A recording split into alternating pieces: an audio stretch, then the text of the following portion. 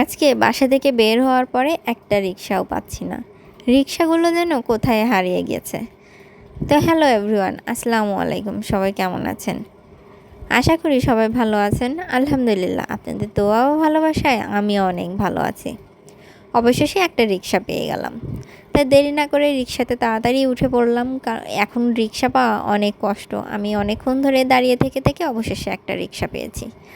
আর আমাদের ঝিনাইদহ শহরে আসলে এখন একটা ঢাকা শহরের ফিল পাওয়া যায়। কেন বলেন তো? কারণ আমাদের ঝিনাইদহ শহরেও এখন ঢাকা শহরের মতো জ্যাম প্রায়ই দেখা যায়। আস্তে আস্তে চলে আসলাম নোয়াকন্যা ফ্যাশনে। আপনারা হয়তো ভাবছেন নোয়াকন্যা ফ্যাশনে কেন যাচ্ছি? নোয়াকন্যা ফ্যাশনে আমি যাচ্ছি আমার কাঙ্ক্ষিত গিফট নিতে। 1299 মার্কেট চেনে না এমন মানুষ খুব কমই আছে।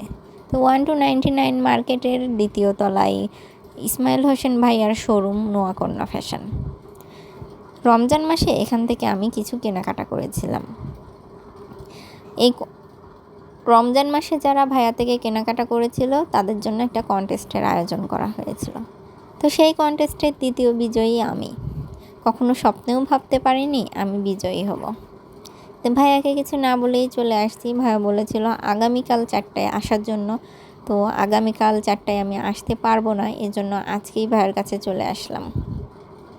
আর ভাইয়ের দোকানে কিন্তু অনেক সুন্দর সুন্দর কালেকশন আছে, শাড়ি, 3 পিস, পাঞ্জাবি, অনেক সুন্দর সুন্দর কালেকশন আছে। এখান থেকে কিন্তু আমরা সবাই কেনাকাটা করতে পারি আর পেয়ে যেতে পারেন আমার মতো গিফট। তা আমি আমার কাঙ্ক্ষিত গিফটটি হাতে পেয়ে গিয়েছি। এখন বাসার উদ্দেশ্যে রওনা হব। তো ভাইয়ার থেকে বিদায় নিয়ে আমি আমার বাসার উদ্দেশ্যের দিকে রওনা হলাম। বাসাতে চলে আসার পরে প্রথমেই ভাবলাম প্যাকেটটি খুলবো, আগে দেখবো আমার গিফট কী আছে। তো আমি যতদূর শুনেছি দ্বিতীয় বিজয়ীকে একটি মোবাইল ফোন গিফট করা হয়েছে।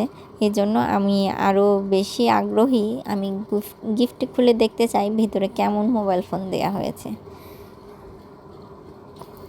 আসলে গিফট পেতে কার না ভালো লাগে বলেন? গিফট পেতে কম বেশি সবারই অনেক ভালো লাগে। আমার মনে হয় না এমন কেউ আছে যে তার গিফট পেতে ভালো লাগে না। তো আমিও তাড়াতাড়ি করে খুলে নিলাম প্যাকেটটি, দেখি কেমন মোবাইল ফোন আছে।